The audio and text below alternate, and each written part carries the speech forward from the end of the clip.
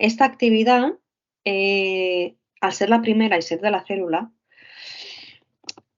no es excesivamente importante, en el sentido de no tendrá el mismo peso que otras actividades que hagamos, a nivel de extensión y de importancia, ¿sí? Es una cosa que en principio ya habéis estudiado antes, es básicamente un repaso, aunque hace mucho tiempo que no estudiéis, ya veréis que es un repaso, ¿vale? De la célula eucariota, básicamente. Y es más que nada por tener un poco la organización de lo que es el cuerpo humano. Lo que sí os voy a recomendar, aparte de como libro de consulta, aparte de lo de Claudio Galeno, que es en lo que nos basamos, y en los PowerPoints, que este primero nos lo ha dejado Fina, que ya la conocéis. Es el libro de Fisiopatología aplicada a la dietética de McGraw-Hill. ¿Vale? Es un libro que es muy completo, es un libro que es, bueno, como de consulta no está mal. Sí, no os estoy diciendo que os lo tenéis que comprar, es que lo tenéis de consulta, si lo podéis conseguir de consulta, pues es un libro que vale la pena, ¿de acuerdo? A lo de la actividad, veréis que la primera actividad solo tenéis una semanita para hacerla, pero ya veréis que es una actividad que básicamente son 3, 4 actividades, ¿eh? Y una es un caso práctico, que es más de aplicar la lógica que otra cosa, ¿vale? Ya está. La clase de hoy es un poquito densa porque es un tema que, no sé, a lo mejor hay algún o alguna apasionado de la célula, pero por general, a mí me gusta, pero por general a la gente no le parece lo más animado, ¿eh? Bueno, vamos a intentar que sea lo más animado posible, ¿de acuerdo? No creo que lo consiga, pero yo lo intento, ¿eh? ¿Qué tenemos? Vale, pues no. Un momento, que así os comparto lo que es. Venga, vamos para allá.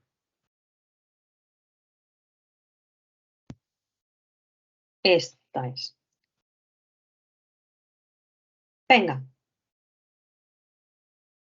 Aquí tenemos el este. Lo que sí es, si os habéis mirado el cronograma, eh, hay como 2 semanas a final de marzo que no tenemos nada. Sí, que es del 20 al 31. Eso tiene una razón.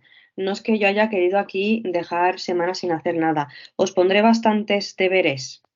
La actividad que ponga yo a partir del 18 será bastante larga, pero porque tendréis tiempo para hacerla, pero yo no estaré porque esas 2 semanas no estoy trabajando, ¿vale? Me caso y no estaré.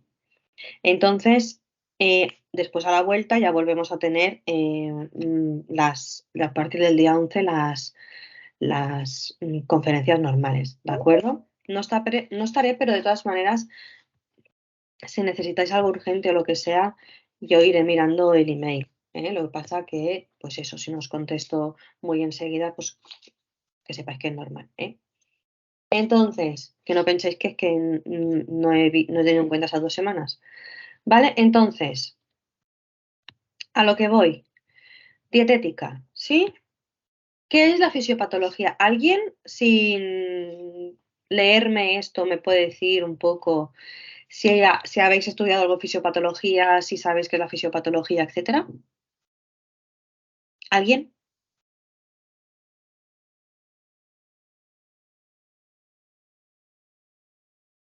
¿No? ¿No habéis estudiado nada?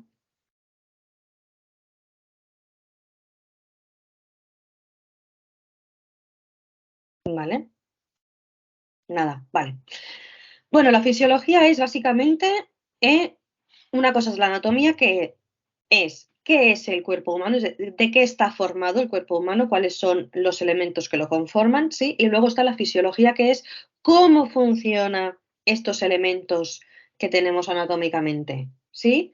La anatomía es el qué, para ponerlo así un poco claro, es el qué y la fisiología es el cómo. ¿De acuerdo? Yo tengo unos huesos con unos músculos, con unos órganos, con unas fascias, con unos de todo, y esto se tiene que poner a funcionar, porque si no seríamos un maniquí, ¿eh? Pues muy bien. ahí entra la fisiología, es cómo funciona, ¿de acuerdo? Esto es lo que vamos ahora a aprender, pero no solo vamos a aprender la fisiología, sino que además vamos a aprender la fisiopatología, es decir, de esta fisiología, desgraciadamente para nosotros, no siempre funciona divinamente, ¿sí? La fisiología a veces falla. Muy bien, pues de esa fisiología que vamos a nosotros a aprender aquí, vamos a ver la parte de patología, es decir, no la podemos ver toda, porque es imposible, ¿eh? Sino que vamos a ver aquellas afecciones, aquellas patologías más comunes de aquellos sistemas que estudiaremos, ¿sí? Y sobre todo cómo afectan la parte de dietética, porque para algo es fisiopatología aplicada a la dietética, ¿de acuerdo? Entonces, fisiopatología ha quedado claro, ¿eh? El análisis de las enfermedades, ¿sí? Mientras la fisiología de su función, que es el ponernos a funcionar, ¿sí? Las funciones vitales, sin más. Entonces, aquí, la historia de la enfermedad, sí, suele estar dividida en 3 fases. Esto depende de la fuente, la dividen más, en subfases, en menos fases. Nos vamos a quedar con estas 3, ¿sí? Que es la inicial, la clínica y la de resolución. A ver, la fase inicial, ¿sí? Es cuando tú empiezas a notar que algo está fallando. Subjetivamente o objetivamente, ¿sí? Algo no está bien. A lo mejor tú estás divinamente, pero vas al médico y notas que tienes el colesterol alto. Vaya, tú no habías notado nada, pero el colesterol estaba ahí. Entonces, tenemos que mirar en esa fase inicial del colesterol, que puede ser un colesterol alto agudo, porque has tenido una época que no comes muy bien, una época de cambios hormonales, una época de muchas cosas que pueden alterar el colesterol, ¿sí? Entonces, tenemos que ver en esta fase inicial, porque en principio no ha pasado nada, a mí me lo han visto de manera rutinaria, de dónde viene, ¿sí? Esto sería una fase inicial. La fase clínica es cuando ya tenemos unos síntomas y unos signos, es decir, yo tengo una barriga hinchada constantemente, cada vez que como la tengo hinchada, cuando me levanto por la mañana, ¿no? A la que ingiero algo se me hincha la barriga, ¿eh? Puede ser unos síntomas o unos signos de, por ejemplo, celiaquía, ¿sí? De alguna intolerancia alimenticia, pero tú ahí ya estás teniendo eh, una clínica, pues eso se llama la fase clínica. Cuando tú tienes clínica, tú tienes unos signos y unos síntomas. ¿Nos acordamos de la diferencia entre signo y síntoma?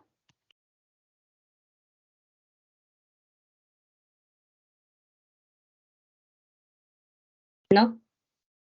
Lo voy a formular de otra manera. ¿Habéis dado la diferencia entre signo y síntoma? No. Vale. Signo es aquello, esto es importante, ¿eh? Signo es aquello que yo puedo objetivizar, es decir, aquellas cosas que refiere el paciente que yo puedo observar y puedo cuantificar. Por ejemplo, la presión arterial. La presión arterial, yo puedo saber exactamente con el numerito cuánta presión arterial tiene una persona. ¿Sí? La temperatura. La temperatura, ojo que no estoy diciendo fiebre, ¿eh? La temperatura es un signo, yo la puedo cuantificar. Pongo un termometrín y me da a mí lo que me tiene que dar. ¿Sí? Estos son signos. ¿Qué son los síntomas? Todo aquello que refiere el paciente que yo no puedo cuantificar de ninguna manera. Por ejemplo, el malestar, el dolor, las sensaciones de no estoy cómodo, esas sensaciones de, pues es que a mí me tiba de aquí, todas estas cosas, sensaciones que refiere el paciente que tú tienes que ponerlas en un contexto para que tengan sentido, porque si no, no tiene. Y además son subjetivas. Sí, porque un paciente, esto lo estaba diciendo el otro día con otros compañeros, hay pacientes que tienen el brazo colgando y dicen que están bien, y hay pacientes que les sale un grano en la nariz y se quieren morir. Es decir, los síntomas son todos aquellos eh, pues, signos, ¿sí? De los síntomas, clínica es aquella clínica que refiere a un paciente que es subjetiva. No sé si me he explicado un poco, que yo en mi cabeza lo tengo muy claro, pero, ¿se ha entendido la diferencia entre uno y el otro? Vale. Bien. Esto, es que yo quería aquí hacer a vosotros nos interesa mucho, pero que lo tengáis en cuenta. Otros signos, por ejemplo, sí, son todos aquellos de constantes vitales. Por ejemplo, la frecuencia respiratoria, la frecuencia cardíaca, sí, estas cosas son signos. Síntomas, pues eso, sobre todo el dolor. El dolor, ¿hay escalas para el dolor? Sí, sí las hay. ¿Eh? Hay escalas para el dolor, pero no dejan de ser escalas subjetivas. Entonces, ¿para qué se usan estas escalas? No sé si habéis visto alguna escala del dolor, ¿la habéis visto? Con las caritas sonrientes y que cada vez está más triste y más, ¿no? Ahora busco una. ¿Esto para qué sirve? Si es una cosa subjetiva, dices, bueno, pues ¿para qué sirve? Muy fácil, porque tú al iniciar un diagnóstico, un tratamiento, si a la hora de hacer la anamnesis al paciente, tú le pasas esa escala del dolor y el paciente te referirá una carita, ¿sí?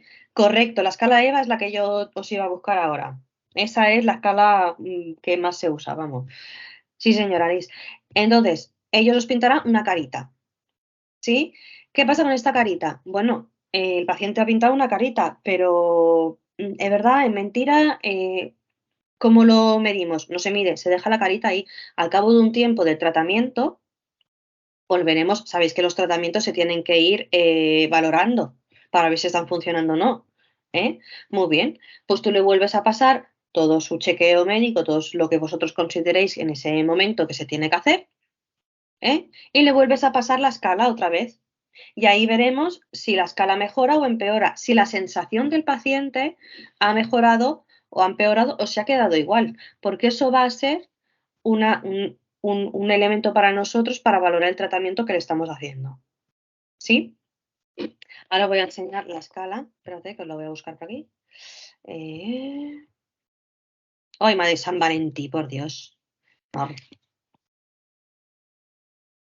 aquí. San Valentín y San Valentín. Pues esto, a ver por aquí si os encuentro una que. Mira, esto, ¿lo veis?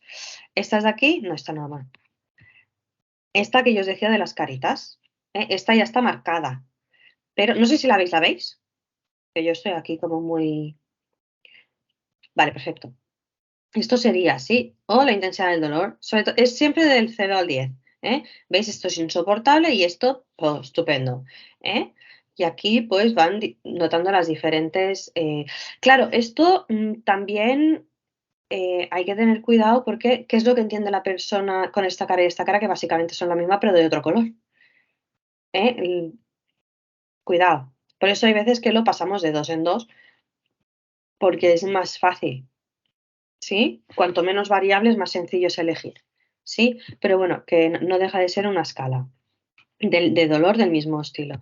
Y cada uno, pues básicamente es para tener un control del paciente y de la mejora del paciente y ya está. Y funciona también en adultos como en niños. La de niños es todavía más sencilla, con menos caras, pero funciona súper bien. ¿Vale? A ver, que me enrollo y aquí tenemos muchas cosas que hacer. Venga, esto. Aquellas malaltías que superan los 6 meses, ¿sí? Se consideran crónicas. Y esto mucha gente no lo tiene muy claro porque parece que 6 meses no sean nada. 6 meses se considera algo crónico, igual que una enfermedad que tiene un pronóstico de vida menor de 6 meses se considera terminal. ¿Sí? Toda aquella paciente que su pronóstico sea de menos de 6 meses, eso es un paciente terminal directamente. ¿Sí? No, una cosa es la cronicidad y la otra es la terminalidad. Son dos cosas distintas. Venga, luego tenemos la fase de resolución, que como su propio nombre indica, ¿sí? Pues vamos a ver cómo se soluciona esto. Por eso os estaba diciendo ahora lo de terminar. Bueno, se resuelve. No siempre de una manera que a nosotros nos gustaría. Lo que siempre queremos es que el paciente salga como una lechuga.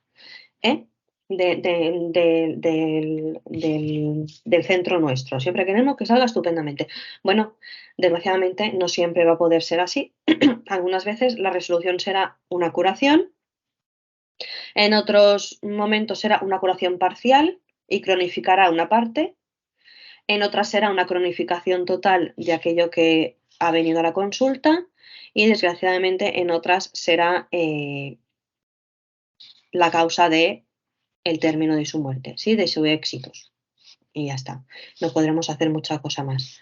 ¿Sí? De esto, pues hay profesionales que se enfrentan mucho más a menudo a estas situaciones y hay profesionales que menos. Yo, por ejemplo, yo soy fisioterapeuta, que nos lo dije el otro día, un compañero me lo ha preguntado hoy. Claro, yo como fisioterapeuta, pues depende del ámbito donde estaba, yo veía de todo, de gente que salía al cabo de unos meses a la pata coja y de gente que no salía nunca más. Porque los fisioterapeutas tocamos un poco de todo. Y vosotros como nutricionistas, pues también depende un poco de dónde estéis. En general, la idea no es ver pacientes terminales, pero va a pasar. Cuando hagáis unas dietas a gente que esté pasando por una quimioterapia, gente que esté pasando por un proceso final de, de una enfermedad degenerativa, que hay que valorar qué tipo de nutrición es mejor para esta persona. Esto, desgraciadamente, también os va a tocar. Ya sé que no es lo que quizás esperabais escuchar, pero sí pasa. ¿Vale? Fisiopatología. Pues eso es la consecuencia, la patología en sí, más que la fisiopatología, la patología en sí, ¿qué es? Pues el nombre que le ponemos a aquel proceso que no es normalizado, ¿sí? Sino que ha alterado el procedimiento fisiológico normal de un circuito, de un sistema, de un aparato de nuestro cuerpo. ¿Qué ha pasado? Pues a esto le ponemos nombres que son nombres arbitrarios o no, depende, hay nombres que son arbitrarios porque tienen el nombre de la persona que los ha descubierto y hay nombres pues, que tienen un sentido latino, griego y demás, ¿vale? Pero bueno, los nombres son los que pues, se pusieron en ese momento, que no mucho más. Venga, aquí, ¿qué vamos a hacer? ¿Sí? ¿Qué puede hacer desde la dietética? ¿Qué vamos a hacer para mejorar estas cosas? ¿Se puede prevenir desde la dietética? Spoiler, sí. Spoiler. Comiendo bien se pueden evitar muchas cosas, muchas patologías. No todas, evidentemente, pero que uno de los indicadores de salud más importantes sea el estilo de vida y que dentro del estilo de vida sea si haces deporte, no haces deporte, si comes bien, si no comes bien, si bebes tu agüita, si no bebes tu agüita, etcétera, pues sí, es uno de los indicadores más importantes de salud, sobre todo en los países desarrollados. Porque además aquí no comemos bien, no porque no podamos, sino porque no queremos, que ya es triste, ¿vale? Entonces, prepararos para pelearos con mucha gente que no come bien porque dice que a ellos no les pasa nada. Sí pasa, pero bueno, esto es otro tema. Entonces, la dietética, esto es una actividad que si la queréis hacer así como, esta os la pondré, veréis que en las actividades hay actividad de repaso. Esta es una actividad que os la voy a poner allí, ¿vale? Pues un glosario, ¿de acuerdo? Que tenéis aquí como la chuleta, pero hombre, si lo podéis hacer un poco más elaborado, fantástico, que os sirva de material de estudio, ¿sí? Esto de las itis, otis, dis, hiper, hip, que aquí esta flecha a mí me despista un poco porque hipo ya sabemos que es hacia abajo, la flecha aquí no sé si se ha colado, iría aquí quizá con hiper, entiendo, Y cuando veáis la ana, eso es que no existe, ¿sí? Eso es un prefijo latino de no hay. Osis, las artrosis, las itis, todo lo que sea itis, ya sabéis que es inflamaciones, ¿sí? Una dis es, bueno, aquí lo pone muy bien, alteraciones funcionales. Bueno, pues una disepsia, puede ser una disuria, una disuria. ¿Sabemos lo que es una disuria? Esto lo vamos a hacer, pero así. Disuria, ¿sabemos? Uria, ¿de qué puede ser? Por poneros otro ejemplo que no, porque si no parece que esté leyendo PowerPoint. No, disuria. Disuria es que, sobre todo cuando coges una infección, correcto, es de la orina. Y si es una disuria, ¿para dónde vamos? Se nos ha alterado normalmente cuando tienes disuria, ¿qué pasa? Cuando tenemos una infección urinaria, porque no hemos bebido suficiente agüita, que es, ¿eh? Tenemos disuria, ¿y esto qué vol dir? Aparte de otras cosas, Una disfunción, bueno, no tiene por qué ser renal, Puede ser funcional de simplemente, al haber, por ejemplo, una cistitis, haces menos cantidad, te cuesta un poco más el miccionar. ¿De acuerdo? La disuria es esta no facilidad para miccionar, por la razón que sea. Es una disminución de la cantidad que tú puedes, pero por una cosa funcional, la disuria. Luego ya hablaríamos de oliguria y otras muchas cosas, que eso es un aumento, por ejemplo, por otros tipos de disfunciones. Exacto, la cistitis, sí, sí. La cistitis sería una causa de disuria, ¿vale? Sería una causa. Bueno, ya que ya lo hemos dicho. Las enfermedades, vale, esto ya lo hemos dicho, sí, si es crónica o aguda, que esto lo he dicho antes, lo de la siempre lo he dicho, hipercolesterolemia, gracias, perdón. Aguda, que puede ser por un pico hormonal, porque hayas comido peor durante un tiempo, o puede ser crónica, que puede ser crónica porque ya has comido mal toda la vida y ya te has quedado con el colesterol alto, o puede ser genético. Sí, el colesterol genético existe y cuidado con la gente decir, oh, es que es muy joven para tener colesterol alto, bueno, y se ha nacido con él, ¿qué le vamos a hacer? Y yo ya no, porque la edad no perdona, pero yo no pasaba de los 43 kilos y tenía un colesterol que la primera vez que me vieron colesterol yo tenía 13 años y estaba a más de 400 y pico, creo que pasaba de los 500. Eso es una animalada. Pero claro, yo no sabía nada, nadie sabía nada. Y claro, luego dijeron, no, es de parte de abuela, tal, pero claro, nadie se esperaba que una niña de 13 años tuviera este pico, y que aparte fue el pico hormonal, pico no sé qué, pico no sé cuánto. Entonces, puede pasar que os vengan adolescentes que no tienen por qué estar siempre con la bolsa de ganchitos en la mano, porque, por ejemplo, a mí nunca me han gustado los dulces, ni nunca me ha gustado comer cosas extrañas. Imaginaros si no, me hubiera dado seguramente un bahío, ya os lo digo ahora. Pues es una cosa personal, pero que hay mucha más gente. Hay niños pequeños que tienen colesterol alto, ¿sí?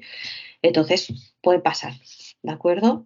Puede ser una cosa crónica, pero puede ser genético, que lo genético, evidentemente, crónico, porque ¿qué le vas a hacer? Y también se pueden cronificar cosas que tú adquieres. La etiopatogenia es la etiología, la causa, y la ciencia genia de la patología, ¿de acuerdo? Es decir, qué lo causa y qué, qué disfunciones está causando, ¿sí? ¿Qué causa y cómo lo causa? Para ponerlo así más fácil. ¿Vale? En la localización general hay, por ejemplo, enfermedades que alterarían todo el cuerpo, ¿sí? Y las hay que no, como el sistema nervioso digestivo, que luego estas pueden tener consecuencias en toda la globalidad del cuerpo humano, sí, porque el ser humano es un ser integral, es decir, no nos duele las cosas y ya está, sino que eso nos afecta a todo el cuerpo, ¿sí? Entonces, modificaciones celulares, esto es importante. Hay modificaciones celulares, ¿sí? Atróficas, eso significa que la célula lo que hace es disminuir su tamaño, ¿sí? Hipertróficas es que aumenta su tamaño, pero estos aumentos y disminuciones no suelen ser de una forma proporcional, sino que sobre todo en patología suelen ser de una forma desigual y que ves que esa célula no está correcta, algo le está pasando. Y eso se ve muy claro en los casos de neoplasias, ¿sí? Cuando no son benignas, una de las principales diferencias es que tienen mucha más, en las neoplasias no benignas, en las malignas, tienen muchas más alteraciones de este estilo, ¿sí? Está mucho más, la reproducción no es correcta, ya sabéis que los tumores son una hiperreproducción de células, y en el caso de las malignas esa reproducción está hecha tan rápido que no se reproducen las células correctamente, sino que se reproducen copias inexactas y defectuosas. ¿Sí? Pues ahí es donde se ve. ¿Sí? Ahí es el problema de las células defectuosas, que tu cuerpo ya no hace células correctas y eso va destruyendo el cuerpo poco a poco. ¿eh? el número de células y morfología. Bueno, aquí lo pone. Una neoplasia es un nuevo crecimiento. Neoplasia, ¿sí? Y aquí estamos, el anárquico, los tumores benignos o el infiltrativo. Infiltrativo es básicamente el maligno, ¿eh? Luego, tenemos una nueva clasificación que son las constitucionales, que estos son hereditarias y congénitas. ¿Qué diferencia hay entre hereditario y congénito? ¿Alguien me lo dice? Os estoy soltando un rollo hoy. ¿Alguien sabe la diferencia entre hereditario y congénito?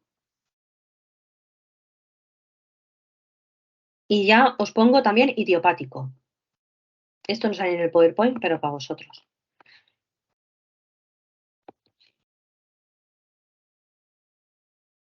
Sí, congénito, eso es algo que desarrollas, sí, cuando eres un feto, lo desarrollas y en principio no se le ha encontrado, y digo en principio no se le ha encontrado base genética,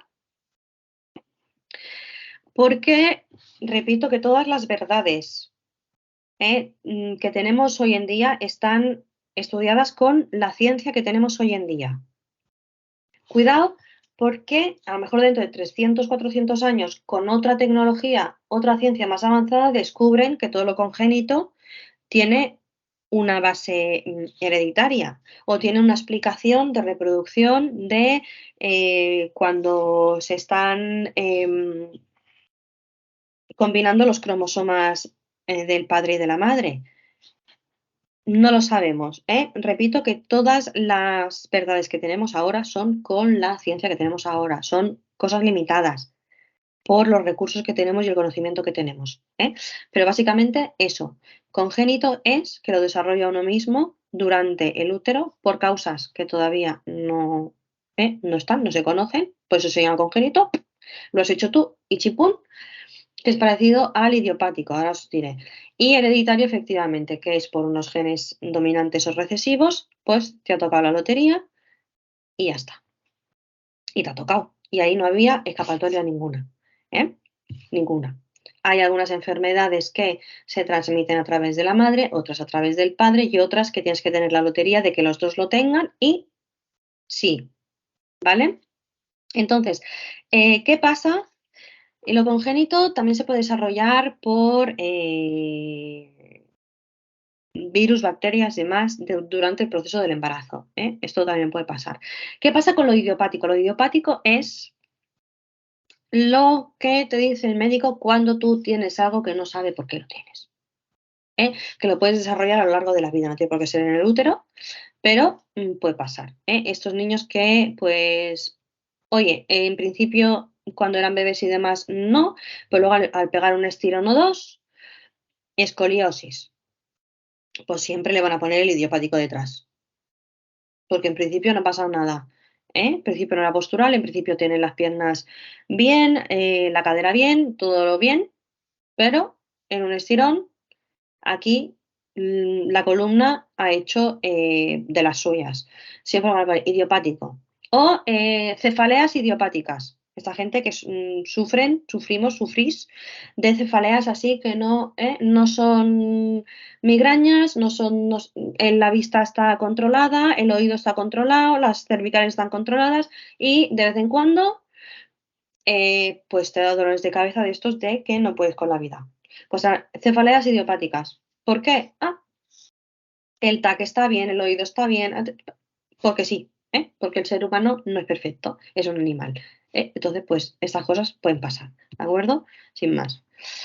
Venga, las metabólicas, eso es metabolismo, esto, ¿quién más o quién menos ha oído hablar de metabolismo? Sí.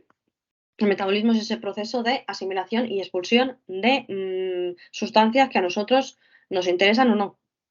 Si nos interesan, las absorbemos y cuando no nos interesan, las eliminamos. Chimpún. Luego es el metabolismo de los carbohidratos, que son los que vamos a estudiar, el de proteínas y el de los lípidos. ¿Sí? Ya, eso ya lo haremos más en profundidad a medida que pase la asignatura. Veréis que este PowerPoint es un poco introductorio y de célula. Ya está. Alérgicas. Pues bueno, pues una alergia ya sabemos lo que es. Una cosa que en principio no tendría que hacernos daño, pero nuestro sistema inmune ha decidido que sí. ¿Qué pasa con las alergias? ¿Son congénitas, son idiopáticas, son hereditarias? Contando que hay gente que pasa toda la infancia, la adolescencia sin ser alérgica a nada y a los 30 le coge alergia a, me lo invento, las gramíneas. ¿Esto os ha pasado alguno? ¿Que no erais alérgicos a nada y de repente os han salido 2 o 3 alergias de golpe? ¿Qué son las alergias? Un misterio de la ciencia, ¿eh? Hasta los alergólogos dicen,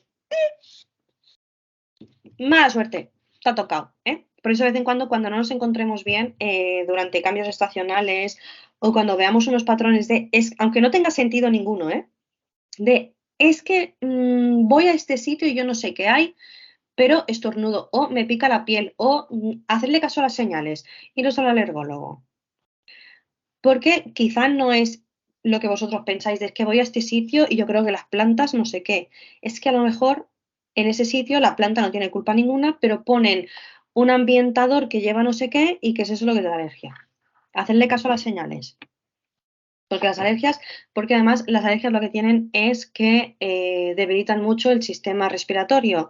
El sistema respiratorio va unido, justo en la primera parte también, al sistema digestivo. Entonces ni respiramos ni comemos del todo bien porque todo nos molesta, todo no sé qué.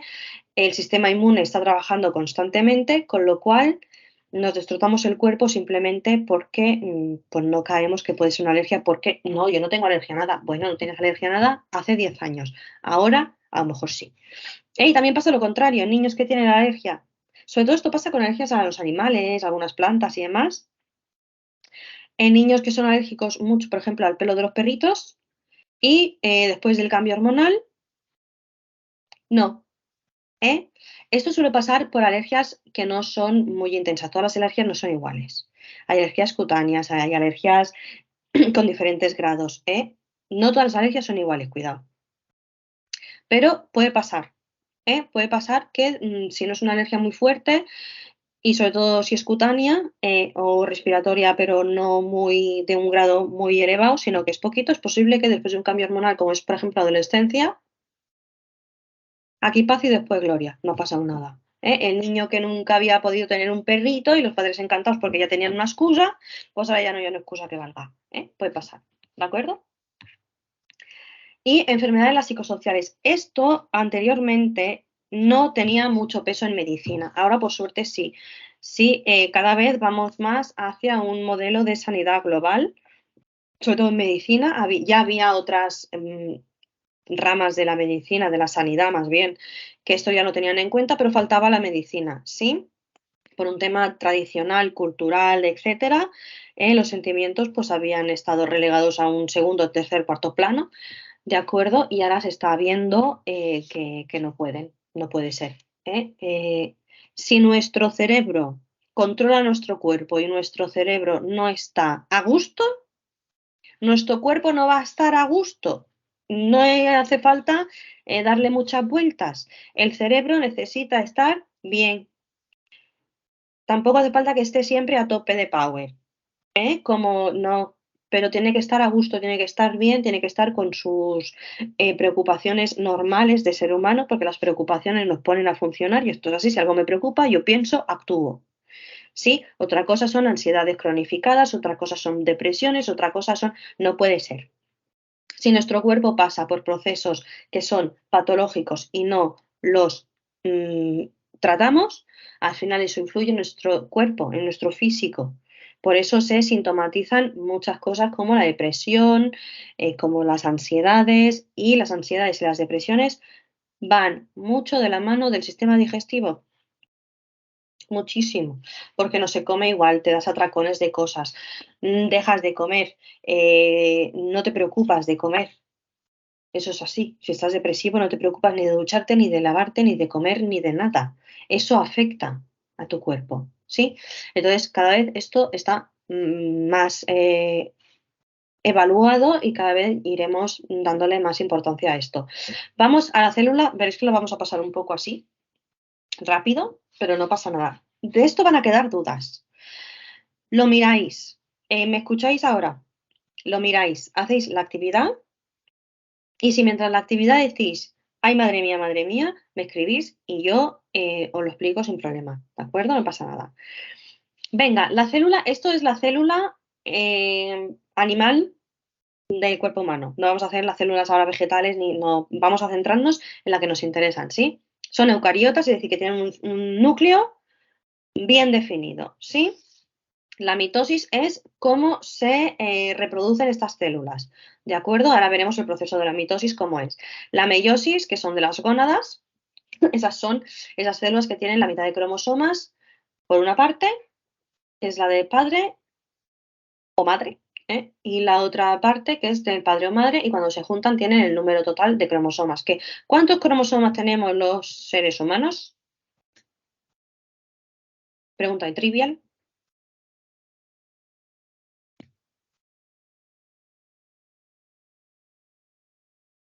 Oye, ¿me estáis escuchando, no? ¿Me he quedado sola? Ah, vale. Dijo, a ver si estoy yo aquí hablando sola ahora. 46, correcto. Entonces, las células reproductivas, ¿sí? De las gónadas, ¿cuántos cromosomas tendrán cada una? Una 23. ¿Eh? En cambio, el resto de células, ¿cuántas cromosomas tienen siempre?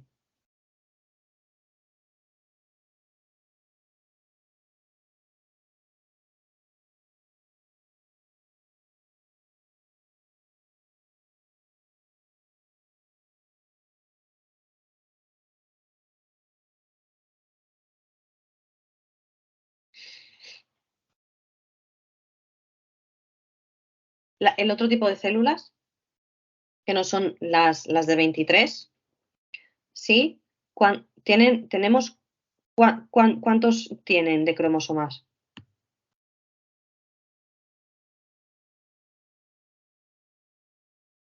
46, siempre. ¿Sí? ¿Me explico por dónde voy? Siempre, en ningún momento. Ah, vale, vale. A ver, que ahí no había planteado yo bien la pregunta, a lo mejor no pasa nada. ¿Eh? Sí, menos las reproductivas.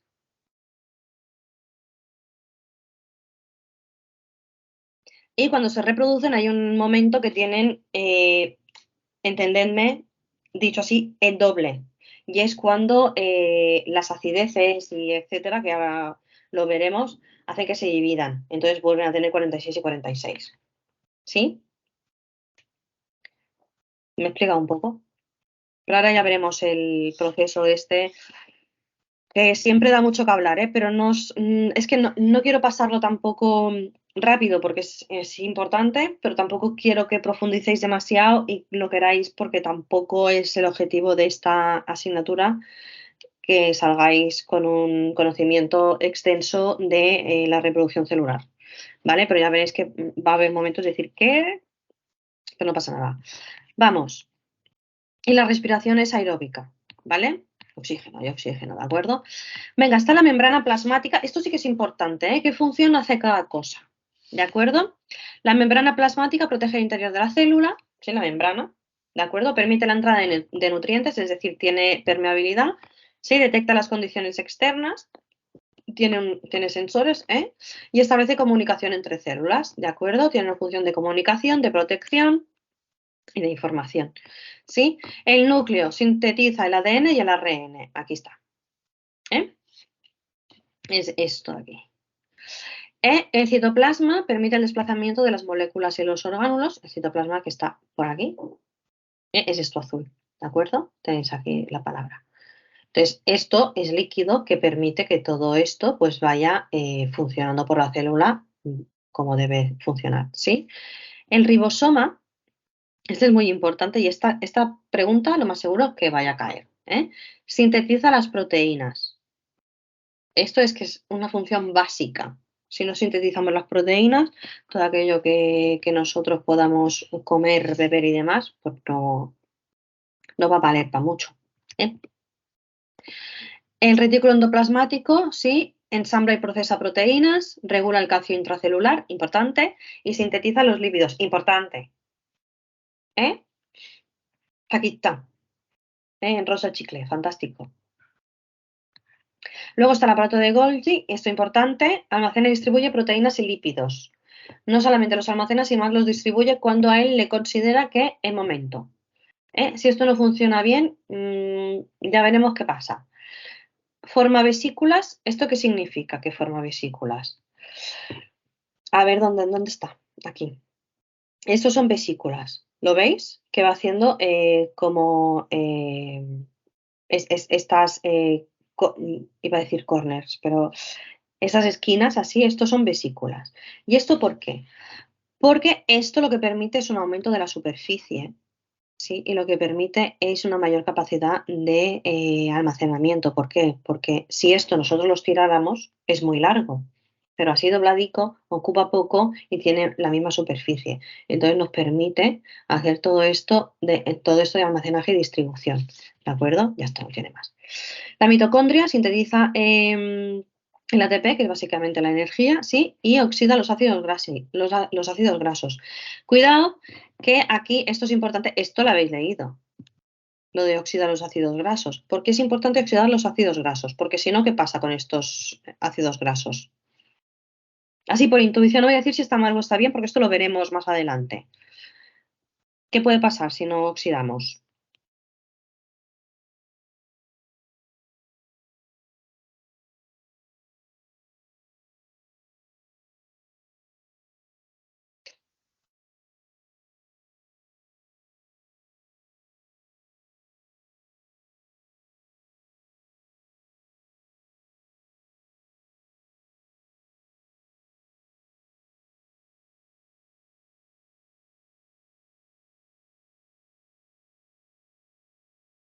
Como veo, como apunte, paréntesis, como veo que ya son -10 casi, de la reproducción celular, la vamos a ver ahora, pero os voy a colgar un vídeo para que os quede más claro, ¿vale? Os voy a colgar una URL para que podáis vosotros visualizar bien que no se produce la energía.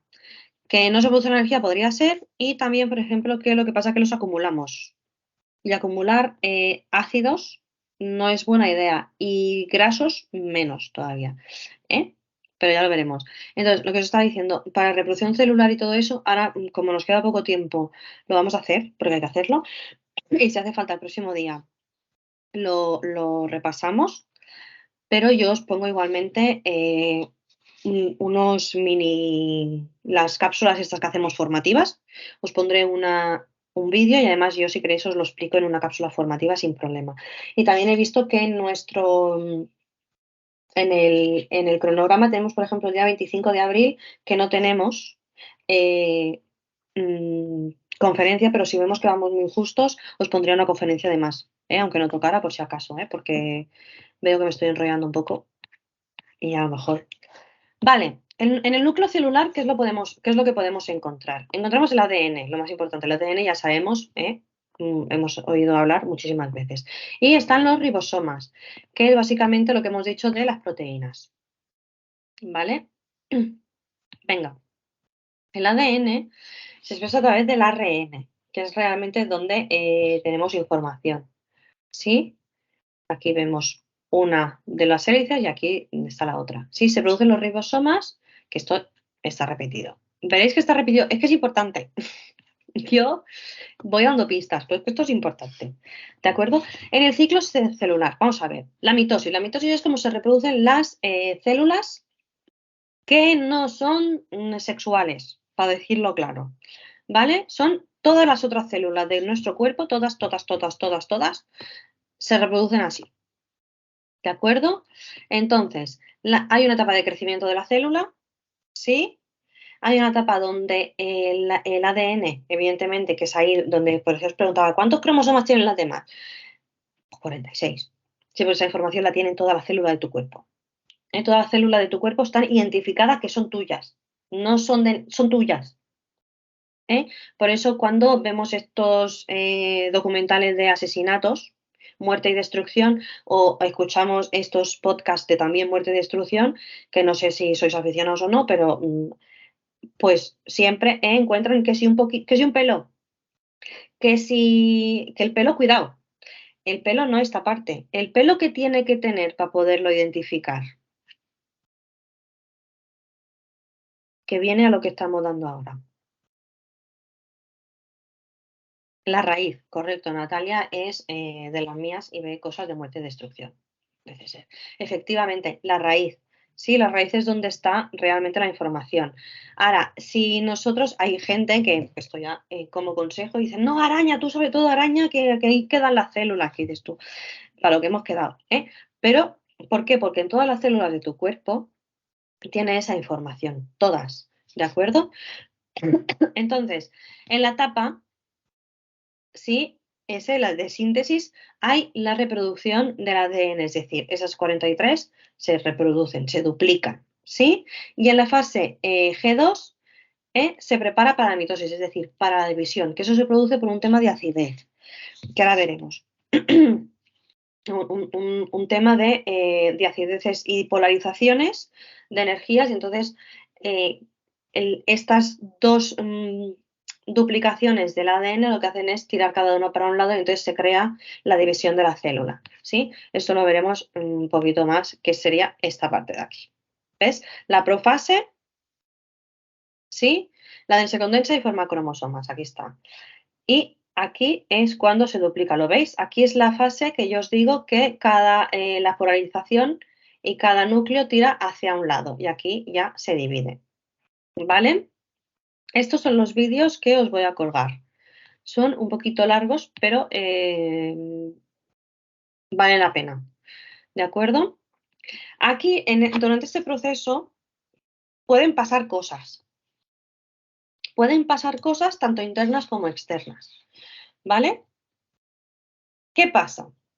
Por ejemplo, esto de aquí, el cáncer puede ser tanto interno como externo. Puede ser un cáncer causado por malos hábitos o puede ser un cáncer causado porque lamentablemente tu cuerpo ha tenido un fallo. ¿Vale? Aquí que ponen lo de encapsulado, una de las características de los tumores benignos es que están bien delimitados.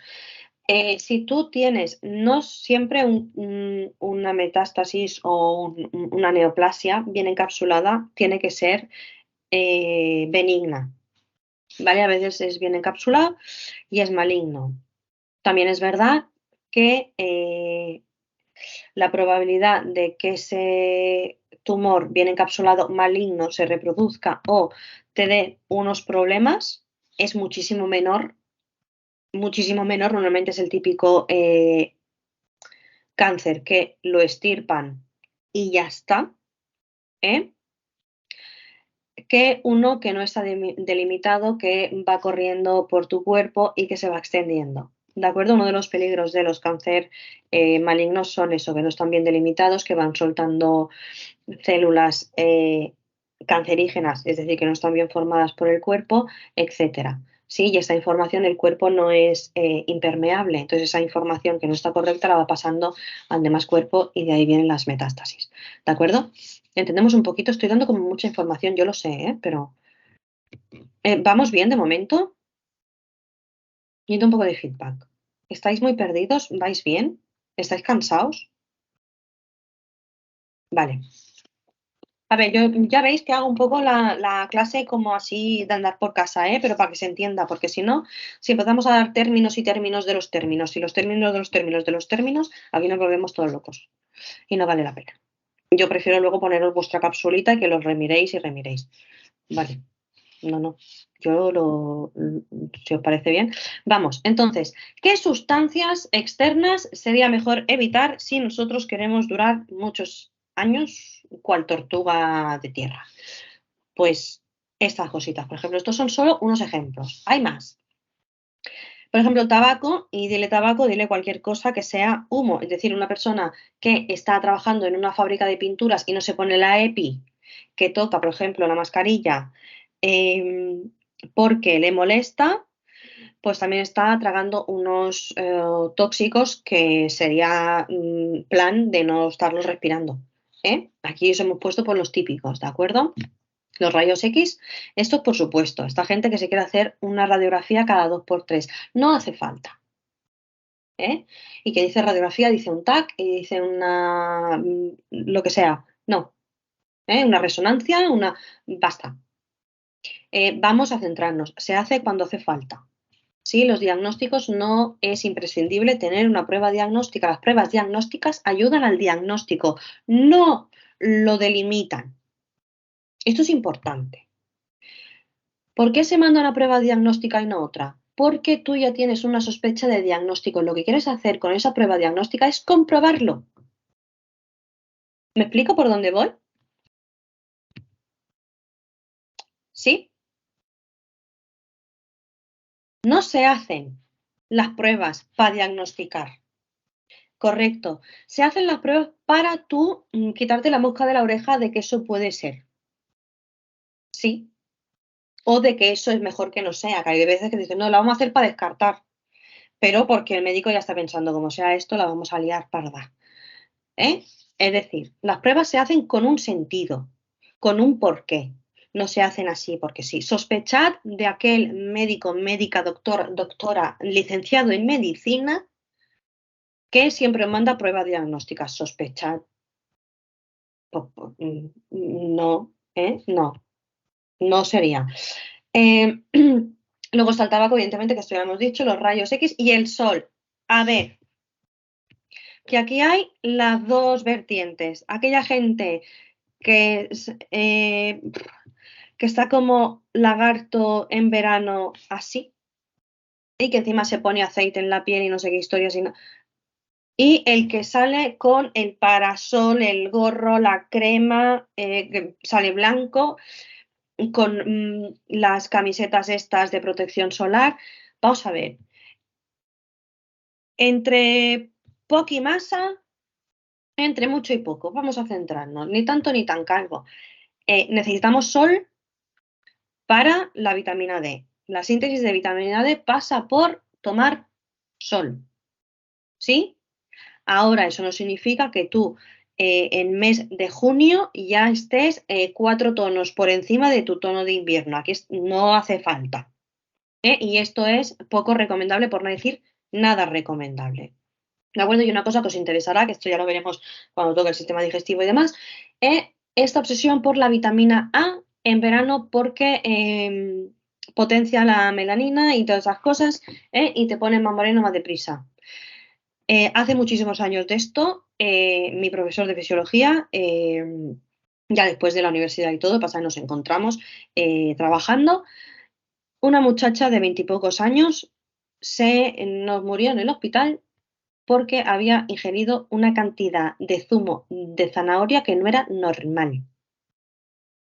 Imaginaros, cogió bueno, se intoxicó de tal manera que no. Lo que pasa es que se fue intoxicando poco a poco, y cuando ya se quiso dar cuenta, ella y su familia no pudo ser. Imaginaros, ¿eh? Imaginaos hasta dónde llegamos para ponernos morenos. No va a hacer falta, ¿eh? No, no te digo yo que tengas que ser Morticia Adams, repito, pero ¿eh? Cuidado con estas cosas. Y cuidado con estas cosas que lanzamos al exterior de no, toma mucha zanahoria porque así te pondrás moreno. No, pero bueno, vamos a ser responsables con aquellos y como dietistas, nutricionistas, como lo queréis llamar, tendréis esa parte de responsabilidad. Por favor, cuidado con estos mensajes que lanzamos al público, a los pacientes, a los usuarios, a los clientes. Cuidado, porque hay gente que no tiene sentido, lo siento, sentido común. ¿eh? Cuidado con estas cosas, seamos responsables con aquello que decimos. ¿Sí? Vamos para allá. Y referente al sol y la vitamina D, España es uno de los países con mayor déficit de vitamina D, que dices tú, mira, tenemos uno de los países con mayor horas de sol, sin embargo tenemos déficit de vitamina D, pero es que ya hemos visto que es. Yo también, pero yo tengo menos de la mitad del mínimo. Horroroso. Pero yo también. ¿Qué pasa? Tenemos que tomar suplementos. ¿Qué nos pasa? Que se está mirando que lo más seguro es genético. Es decir, en España sabéis que existe la genética de poblaciones y si no lo sabéis, pues ahora ya sí. Existe la genética de poblaciones y claro, las poblaciones de un mismo sitio pues tienen cosas en común, ¿de acuerdo? Nosotros tenemos esta. ¿Por qué? Pues alguna razón habrá. Alguna razón habrá para que nos dé tantísimo el sol y nos sinteticemos bien. Algo encontraremos. No podemos estar todos equivocados. No lo sé, lo están mirando, es una cosa que se ha dicho y la verdad que hay mucha gente con suplementos. Yo misma no me lo tomo, lo tendría que tomar, pero en casa del herrero, cuchillo de palo. Vamos para allá. Esto, en los gametos que hay fallos, sí se les llama aneuploidías. Esto no hace falta que lo sepáis, ¿vale? Esto sí, lo del masculino que es XY y el femenino XX, estos son los gametas, ¿sí? Hombre, esto sí, que el sexo, no el género, cuidado, no entremos en cosas sociales. Estamos aquí y algunos dirán, ¡uy, qué antigua diciendo esto! Vale, pero estamos en ciencias. Y si es verdad que hay fluctuaciones, que no hay nada 50-50 ni 100%, ¿de acuerdo? Pero hay unos balances hormonales que en esos balances, que hay gente que los tiene más dispares y hay gente que los tiene menos pares, por eso se dice en muchos casos que el sexo es un espectro también, por esas fluctuaciones hormonales, fantástico, pero llega un momento que cuando pasas de X, pues tu cuerpo se decide por un lado o por el otro. Por eso tenemos un aparato reproductor y otro. Bien, ya está, sin más, no vamos a entrar en nada más. Luego cada uno con su identidad de género que haga lo que mejor le parezca, solo faltaría, ¿de acuerdo? Pero sexo masculino XY, sexo femenino XX, gente intersex a descubrir, ¿sí? Pero bueno, es un porcentaje muy pequeño de la población, pero que sepáis que existen y que tienen su derecho a una sanidad de calidad y que esto se tiene que hacer y que ya veremos si hago una capsulita respecto a lo que pasa que, claro, como cada persona de este grupo es un mundo, porque no todo el mundo es igual, es como, pues claro, las características de esta gente serán muy individualizadas, ¿vale? Pero que se tienen que tener en cuenta, ¿de acuerdo? Y aquí lo típico, 23 pares, que es lo que habéis dicho antes, y la mitad proviene de la madre y la otra mitad del padre. Chimpún. ¿De acuerdo? La muerte celular, ¿por qué? ¿Por qué viene la muerte celular? Por físico-radiaciones, que es lo que hemos dicho antes, ¿sí? El de los rayos X y demás. Por químicos, la lejía, los cáusticos, eso es lo que os decía yo de respirar gases nocivos, ¿eh? Y biológico, pues, por ejemplo, la muerte celular porque te has cortado. Una chorrada acabo de decir, pero que me entendáis. Es un agente biológico, tú te has cortado, las células que estaban allí justo donde te has cortado se han muerto. Hay que regenerar y entonces vienen las plaquetas ahí a ayudar a cerrar todo el sistema inmunológico a tope power y luego es que esas células, pues las de alrededor van creando nuevas y se cierra y aquí paz y después lo que, ¿de acuerdo? Venga, luego están las lesiones mitocondriales, sí que evidentemente afectan a la energía y de la membrana celular a la presión osmótica.